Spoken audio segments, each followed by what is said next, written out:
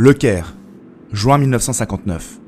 Che Guevara, l'un des leaders de la révolution cubaine, effectue une grande tournée à l'étranger, auprès des pays non alignés, en tant qu'ambassadeur de Cuba. À cette occasion, il émet le souhait de rencontrer un homme réfugié en Égypte, qu'il admire et qui fut une grande source d'inspiration pour les révolutionnaires cubains, Abdelkrim el-Khattabi. Les deux hommes discutent pendant des heures en espagnol. Che Guevara lui dit « En survolant le Rif, j'ai regardé par le hublot. La région est une zone idéale pour la guérilla. C'est tout un symbole. » En effet, Abdelkrim, considéré comme l'un des grands héros de la lutte anticoloniale, a réussi à remporter une série de victoires éclatantes contre les Espagnols dans la région montagneuse du Rif, au nord du Maroc, entre 1921 et 1926. Sa stratégie cherchait à la fois à fédérer les nombreuses tribus berbères de la région, à rallier les populations civiles et à user de tactiques militaires originales pour l'époque, en s'appuyant sur une parfaite connaissance du terrain et des attaques surprises. Face à la menace, la France, qui exerçait un protectorat sur la majeure partie du Maroc, est entrée en guerre en 1925 aux côtés des Espagnols afin d'écraser les indépendantistes rifins. Cette guerre, traumatisante pour l'Espagne mais totalement oubliée en France, est pourtant d'une importance cruciale dans l'émergence des mouvements anticoloniaux. Revenons sur la guerre du Rif et observons comment les tribus berbères ont réussi à tenir tête à deux grandes puissances européennes. La compréhension de la guerre du Rif passe nécessairement par l'étude de son histoire coloniale, et notamment de la pression exercée par les puissances européennes au XIXe siècle, et qui a mené à une situation singulière, les protectorats de la France et de l'Espagne sur le pays.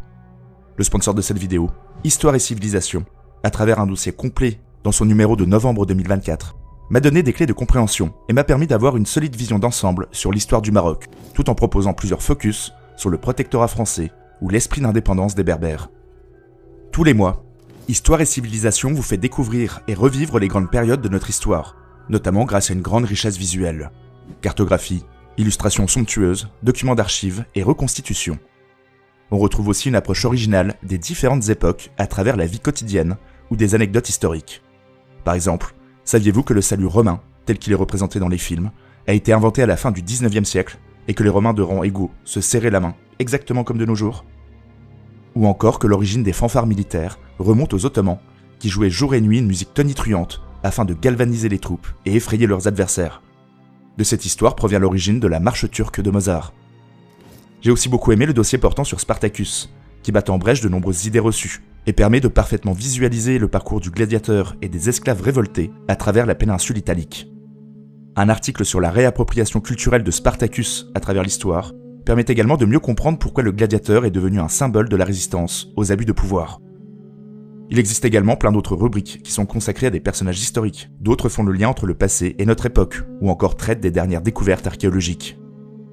En suivant le lien en description, avec le code HCQH24, vous bénéficierez d'une remise de 10% sur votre abonnement à Histoire et Civilisation, et recevrez le magazine chez vous pendant 1 an, ainsi que ses 2 hors-séries. Vous aurez également l'accès illimité au site histoireetcivilisation.com et à plein d'autres avantages. N'hésitez donc pas à vous abonner en cliquant sur le lien juste en dessous. Et un grand merci à Histoire et Civilisation de soutenir la création de cette vidéo. Revenons désormais au sujet qui nous concerne, la guerre du Rif.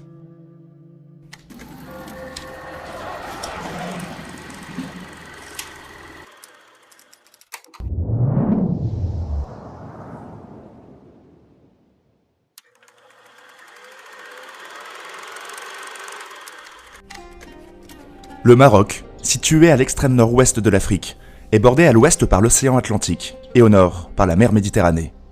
2 grandes chaînes de montagnes traversent le pays. L'Atlas, qui s'étend sur 2000 km, et coupe le pays en 2, séparant les plaines fertiles du nord et du centre des zones désertiques du sud. Le Rif, au nord, s'étend le long du littoral méditerranéen sur 300 km. Formant un relief escarpé et isolé, constitué de vallées encaissées et de plateaux difficiles d'accès, le Rif est une terre historiquement difficile à contrôler. Ce massif accidenté a favorisé l'isolement des populations berbères locales, qui ont développé une forte résistance à toute forme de domination extérieure. La conquête musulmane du Maghreb au 8e siècle apporte l'islam et la langue arabe dans la région. Au fil des siècles, plusieurs dynasties se succèdent. À des périodes de paix relative, succèdent de grandes phases d'instabilité et de division, provoquant l'éclatement du territoire en plusieurs royaumes. En 1492, la fin de la Reconquista est un tournant décisif dans l'histoire du Maroc. Aux milliers de réfugiés d'Al-Andalus, qui apportent leurs connaissances et leur culture, s'ajoute l'arrivée à la fois des Portugais, qui s'implantent le long de la côte atlantique, et des Espagnols, qui s'empare de nombreux ports, notamment Melilla puis Ceuta, qui deviennent des garnisons militaires inexpugnables. Au XVIe siècle, alors que le pouvoir de la dynastie Ouattacide est affaibli, une dynastie venue du sud, les Saadiens, parviennent à expulser les Portugais, unifient le pays et repoussent les Ottomans qui cherchent à étendre leur zone d'influence. Un siècle plus tard, aux Saadiens en déclin, succède une nouvelle dynastie, les Alaouites. L'armée est réorganisée, intégrant de nombreux esclaves et des membres de tribus en échange d'exonérations fiscales, ce qui permet de repousser les tentatives d'invasion étrangère et de mater toute révolte. L'État est organisé autour du Makhzen, terme désignant à la fois le pouvoir central et l'administration. S'appuyant sur l'aristocratie des grandes villes et les chefs des tribus locales, le Makhzen permet de quadriller le territoire et de collecter l'impôt tout en garantissant l'ordre. Cette unification passe par une légitimité très forte liée à la religion. En effet, la dynastie revendique une double descendance, à la fois d'Ali, cousin et gendre du prophète Mahomet, mais aussi du prophète lui-même, à travers ses petits-enfants. Le terme chérifien désigne cette descendance et donne son nom au Maroc durant cette période, l'Empire chérifien. Malgré ce pouvoir renforcé, au tournant du XIXe siècle, l'Empire entre dans une crise majeure. La pression fiscale exercée par le Makhzen mène à de nombreuses révoltes tribales et berbères, qui s'étalent sur plusieurs années. Des crises dynastiques éclatent. Moulay Slimane devient sultan en 1792 et prend la décision en 1814 de freiner le commerce extérieur avec les Européens, à la fois pour des considérations économiques et politiques, préserver une certaine indépendance ou réaffirmer l'autorité centrale, mais aussi pour des considérations religieuses, limiter l'influence européenne et empêcher le commerce avec les infidèles, source de corruption. Cette décision enlise le pays dans une crise économique. Le royaume est en retard à tous les niveaux. En 1822, le successeur de Moulay Slimane réouvre les ports au commerce international et conclut une série d'accords commerciaux avec les grandes puissances européennes. Le Maroc devient dépendant des importations venues d'Europe, tandis que la pression coloniale s'accentue. Après la conquête de l'Algérie par la France en 1830, la région plonge dans le chaos. L'émir Abdelkader, qui lutte contre l'invasion française en Algérie, se réfugie au Maroc en 1843. Des Marocains se joignent à l'émir. Une bataille éclate, mais face à la puissance de feu française et les bombardements de Mogador et de Tanger, le sultan ordonne le retrait de ses troupes pour empêcher une invasion. Affaibli, le royaume chérifien signe le traité de Tanger, qui reconnaît la présence française en Algérie et fixe définitivement les frontières entre les deux pays. Une lourde indemnité de guerre est à payer, tandis que la France commence à s'immiscer dans les affaires internes du Maroc. Mais en octobre 1859, la tribu Jbala attaque la garnison espagnole de Ceuta. Madrid saisit l'occasion pour déclarer la guerre, cherchant à élargir son influence dans la région. Les troupes marocaines sont défaites lors de la bataille de Tétouan. En plus de lourdes indemnités de guerre, le Maroc doit céder des territoires supplémentaires autour de Ceuta et le territoire de Sidi Ifni, sur la côte atlantique sud. Durant toute la moitié du XIXe siècle, l'ingérence des Européens se fait de plus en plus forte. Lors de la conférence de Madrid en 1880, le sultan reconnaît aux puissances coloniales la possibilité de posséder des terres sur son territoire. 13 ans plus tard, les tribus rifènes, insoumises, attaquent les Espagnols à Melilla. C'est une nouvelle défaite. Le sultan s'engage à rétablir l'ordre dans le Rif. Le Maroc devient, au tournant du XXe siècle, le théâtre du grand jeu diplomatique entre puissances européennes. Le contrôle du détroit de Gibraltar, porte de la Méditerranée, en est la raison principale. La France et le Royaume-Uni se partagent leur zone d'influence. Maroc pour les Français et Égypte pour les Anglais. Mais l'Allemagne proteste et l'empereur Guillaume II débarque à Tanger. La crise se résout autour d'une table. La conférence d'Algésiras place le Maroc sous observation des grandes puissances européennes, sous couvert de réformes, de modernisation et d'internationalisation de l'économie. La France et l'Espagne se voient confier la gestion des grands ports commerciaux. L'Allemagne fulmine. En 1911, alors que de nouvelles troupes françaises débarquent à la demande du sultan pour faire face à des révoltes, l'Allemagne considère le traité d'Algésiras violé et envoie des troupes dans la baie d'Agadir. La France et l'Allemagne sont au bord du conflit armé. Et après d'âpres négociations, les tensions retombent. Le Reich renonce à ses prétentions sur le Maroc en échange de nombreux territoires en Afrique centrale. La liberté d'action de la France sur le pays est reconnue. Un an plus tard, le sultan, affaibli militairement et politiquement, dépendant économiquement des prêts qui furent accordés par la France, doit reconnaître le protectorat de l'Hexagone lors du traité de Fès. Quelques mois plus tard, un autre protectorat est accordé à l'Espagne. Le Maroc n'est plus indépendant. Le pays est divisé en plusieurs zones distinctes. La France contrôle les régions centrales et méridionales, incluant les principales villes comme Fès, Marrakech et Rabat, qui devient la capitale administrative du protectorat. L'Espagne gouverne le Rif, avec Tétouan comme capitale administrative, et obtient également une zone dans le sud du Maroc, incluant Sidi Ifni et une partie du Sahara, stratégique, car proche des îles Canaries. Tanger est placé sous un statut international, en raison de sa position géographique stratégique et de son importance commerciale. Même si le sultan conserve son pouvoir religieux et symbolique, la réalité du pouvoir est aux mains du résident général, représentant officiel de la France. Le général Hubert Lyautey est nommé à ce poste. Lyautey comprend l'importance de préserver l'autorité du sultan et la structure du Makhzen, afin d'éviter des troubles et de légitimer le protectorat aux yeux des Marocains. Il souhaite incarner un protectorat respectueux des coutumes locales, tout en transformant profondément le pays. Il supervise une modernisation rapide des infrastructures, construction de routes, de chemins de fer et développement des ports, notamment à Casablanca, qui devient un centre économique majeur. Les villes comme Fès et Marrakech voient la création de nouveaux quartiers modernes. Lyautey nomme sa tactique la tâche d'huile. La pacification passe par la combinaison de l'action civilisatrice et de la force. Ainsi, au développement économique, s'ajoute la nécessité d'imposer l'ordre. Les troupes coloniales jouent un rôle clé, tandis qu'un réseau de fortifications et de postes militaires sont mis en place. Si les régions centrales et côtières sont rapidement sécurisées, les tribus de l'Atlas et les Berbères à la frontière du Rif opposent une farouche résistance, ne reconnaissant pas le protectorat. Au niveau espagnol, la situation est plus complexe. Après avoir perdu Cuba et les Philippines en 1898, après une guerre contre les États-Unis, le Maroc incarne un nouvel horizon colonial. L'Espagne se divise sur la question. Pour les milieux conservateurs, il faut définitivement pacifier le Rif par la force, afin d'accéder aux gisements de fer et de plomb. Mais les combattants rifins, dirigés par les chefs tribaux locaux, harcèlent les troupes espagnoles. Des raids, des prises d'otages avec demande de rançon et des sabotages contre les installations espagnoles sont fréquents, empêchant la stabilisation de la région. Durant la Première Guerre mondiale, Mohamed ibn Abd al-Krim el-Khattabi, journaliste rifin issu d'une tribu berbère, devient juge de paix à Melilla pour le compte des Espagnols. Voyageant dans la péninsule ibérique, il découvre les merveilles laissées par les musulmans durant la période d'Al-Andalouse et devient profondément anticolonialiste. Jeté en prison, il entreprend à sa sortie en 1918 d'unifier les tribus du Rif afin de repousser l'envahisseur espagnol. Il lance de nombreuses campagnes de guérilla, détruisant les voies de communication, harcelant les postes avancés ou attaquant des convois.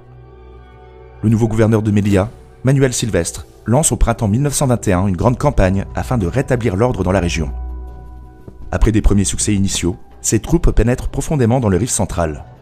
Les Espagnols occupent la colline de Darabaran, lorsqu'au petit matin, un millier de résistants rifins les attaquent et les délogent. Ils mettent la main sur plusieurs canons, des armes et des munitions. Les rifins sont galvanisés. Abdelkrim est acclamé en tant que leader de la résistance. L'armée de Silvestre se replie vers Noual. Les troupes espagnoles, fortes de 25 000 hommes, sont encerclées par 3 000 combattants rifins qui connaissent parfaitement le terrain. Le 21 juillet 1921, les hommes d'Abdelkrim fondent sur les troupes espagnoles. C'est un véritable carnage. Silvestre ordonne de battre en retraite, mais les rifins poursuivent les soldats. Humilié, Silvestre se tire une balle dans la tête le lendemain. Pendant plus de 2 semaines, c'est dans la confusion la plus totale que les Espagnols tentent de rejoindre le littoral, harcelés et poursuivis par les rifins, qui ne font aucun quartier. Au total, 15 000 soldats espagnols sont tués. 30 000 fusils et 200 canons sont récupérés par les combattants marocains. La guerre du Rif débute officiellement avec ce désastre espagnol. En Espagne, c'est le choc. L'humiliation est totale. Des troupes sont aussitôt envoyées à Melilla. 36 000 soldats ont pour mission de reprendre les territoires perdus. La victoire d'Abdelkrim provoque le soulèvement de nombreuses tribus jusque-là indécises. Elles ne peuvent résister à la contre-offensive espagnole et se réfugient dans le Rif central sous l'autorité d'Abdelkrim, qui proclame la République du Rif. Il fédère habilement les communautés en jouant sur l'aspect religieux de son combat, tout en y intégrant une grande dimension indépendantiste. « Nous voulons simplement être et vivre indépendants et n'être gouvernés que par Dieu », déclare-t-il. Il entame des démarches afin de faire reconnaître la nouvelle République à la Société des Nations. Sans succès. Un parlement de 80 délégués et un gouvernement sont constitués. Les ministres sont pour la plupart des proches parents d'Abdelkrim. L'objectif est d'unifier les tribus rifennes et de structurer le nouvel État. Le système judiciaire est réformé afin d'appliquer la loi islamique, la charia. Des mesures dans ce sens sont prises. Interdiction des armes à feu, sauf contre les chrétiens, réduction de 7 à 3 jours la durée des célébrations de mariage, interdiction aux femmes de danser, ou introduction de cours de théologie à l'école. Il réorganise le commerce de produits locaux entre tribus, soumis à des taxes afin de financer l'armée, qui est totalement réorganisé. Divisé en unités, soumis à une discipline de fer et fortement hiérarchisé, l'armée s'inspire des modèles militaires européens. Abdelkrim envoie de nombreux émissaires dans les tribus afin de fédérer l'ensemble des Rifins. Mais certains sont fidèles aux Espagnols, et de nombreuses escarmouches éclatent entre tribus. Malgré tout, les troupes rifennes ne cessent d'augmenter. La puissance de feu de l'Espagne s'abat sur la région. L'aviation entre en action et bombarde de nombreux villages, tuant un grand nombre d'habitants et utilisant pour la première fois contre des civils des armes chimiques. L'hypérite, le terrifiant gaz moutarde des tranchées. Les récoltes et les infrastructures sont détruites, provoquant une crise alimentaire. Offensives et contre-offensives se succèdent, mais les Espagnols font face aux tactiques de guérilla des Rifins, qui ne permet pas d'asseoir leur domination sur les territoires repris. En 1923, Primo de Rivera installe une dictature militaire en Espagne et promet de laver le sang d'Anoual. Malgré l'envoi continu de renforts, les Espagnols s'empêtrent dans un bourbier. Abdelkrim, qui a réussi à s'associer avec la puissante tribu Jbala, entend reprendre Chefchaouen, occupée par les Espagnols. Après avoir attaqué les avant-postes, la ville est encerclée. 40 000 Espagnols viennent de Tétouan pour libérer leurs 10 000 camarades assiégés. Parvenus à Chefchaouen, les 50 000 hommes préfèrent abandonner la ville et repartent vers Tétouan. La saison des pluies débute, le moment qu'attendait Abdelkrim pour frapper. Sur un terrain escarpé et boueux, les 7 000 Rifins, répartis en petits groupes mobiles, attaquent par surprise les Espagnols, souvent la nuit, avant de s'évanouir dans les montagnes. C'est un harcèlement constant. La retraite espagnole est une bérésina. Un mois plus tard, les troupes arrivent à Tétouan. Entre 15 000 et 20 000 soldats ont péri. L'Espagne comprend que cette guerre va être difficile à gagner et commence à se rapprocher de la France. Lyautey se tient au départ à distance de ce conflit, qu'il considère comme un guêpier. Il souhaite secrètement une défaite espagnole, pour ensuite reprendre la région. Il a envoyé des troupes aux frontières du Rif, sur la rive droite de l'Ouarga, limitrophe du Maroc espagnol. Abdelkrim, qui a réussi à soumettre les derniers opposants rifins, se tourne vers cette vallée fertile. Il est vital de contrôler ce grenier à blé, la guerre ayant ravagé les récoltes et la famine commençant à s'installer. L'offensive rifaine surprend les Français, qui doivent abandonner de nombreux avant-postes. Les troupes d'Abdelkrim sont à 40 km de Fès. La ligne de défense est solidement tenue par 60 000 Français, mais à Paris, l'agitation s'empare du pouvoir. Lyautey est aussitôt jugé responsable et mis à l'écart. Le dossier rifin échoit au vainqueur de Verdun, le maréchal Pétain. Très proche du dictateur Primo de Rivera, Pétain opte pour une coopération militaire franco-espagnole pour définitivement écraser les indépendantistes. Le plan convenu consiste à faire débarquer les Espagnols à Alocema, sous protection de la marine française, tandis que les troupes de Pétain attaqueraient par le sud. L'objectif est de reprendre Ajdir, capitale de la République du Rif. Après avoir bombardé massivement toute la région, notamment avec du gaz toxique, l'opération débute le 8 septembre 1925. L'armada de plus de 100 navires approche des côtes et débarque 16 000 Espagnols. 5 000 Rifins résistent, mais la conjugaison de troupes au sol, de bombardements aériens et d'artillerie les oblige à battre en retraite. Ajdir est prise par les Espagnols 3 semaines plus tard. Parallèlement, 40 000 Français attaquent par le sud et font face à environ 20 000 Rifins. La France a déployé les grands moyens, chars ultramodernes, artillerie lourde et aviation. De nombreuses tribus se soumettent. Le front se stabilise. Pétain privilégie de grandes offensives afin d'éviter de tomber dans le piège des escarmouches et des attaques surprises. Tandis que Français et Espagnols élaborent un plan d'attaque conjoint pour une grande offensive finale, Abdelkrim voit son autorité affaiblie et tente de négocier. La conférence d'Oujda vise à régler diplomatiquement le conflit. Mais Abdelkrim est intransigeant. Il souhaite une autonomie relative pour le Rif et libérera les prisonniers qu'à cette condition. Refus net des Occidentaux. L'offensive franco-espagnole est lancée en mai 1926. Ce sont plus de 100 000 hommes, appuyés par un soutien aérien de 150 avions, qui prennent en étau les forces rifennes, réduites à environ 15 000 hommes. L'avancée est spectaculaire. Les tribus se soumettent une à une. Abdelkrim, plus isolé que jamais, libère les prisonniers et se rend aux Français le 26 mai. Il faudra encore 1 an aux troupes franco-espagnoles pour définitivement soumettre les tribus des montagnes et pacifier la région. Abdelkrim, quant à lui, est envoyé à La Réunion, puis s'installe en Égypte en 1947, où il termine sa vie paisiblement. Le président égyptien Nasser lui organise des funérailles nationales en 1963. Après la guerre, Français et Espagnols consolident leur pouvoir sur le Maroc, renforçant leur présence et continuant leur politique de modernisation. En France, cette guerre a été totalement oubliée, tandis qu'en Espagne, l'humiliation subie a mené à une modernisation de l'armée et à une montée du régime militaire, culminant avec la prise de pouvoir de Franco en 1936, qui a lui-même participé en tant que général à la guerre du Rif. Au Maroc, le sultan se raffaiblit du conflit, tandis qu'émerge timidement un mouvement nationaliste qui va œuvrer pour l'indépendance du pays, qui sera finalement obtenue en 1956. L'expérience rifaine devient un symbole international de la lutte anticoloniale. Abdelkrim devient un modèle à suivre pour les mouvements de libération.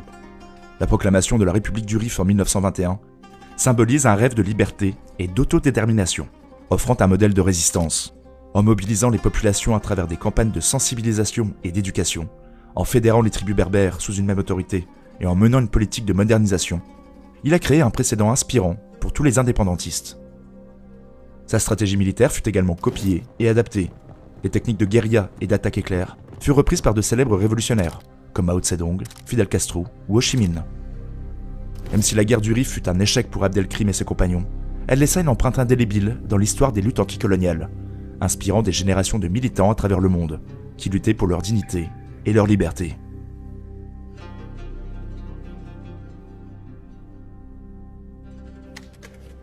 Voilà, j'espère que cette vidéo vous a plu.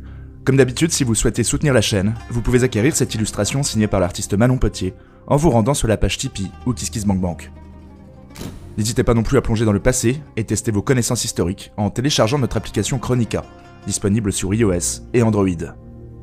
Un grand merci à tous les donateurs sans qui rien ne serait possible. Encore merci d'avoir visionné et à bientôt pour un nouvel épisode.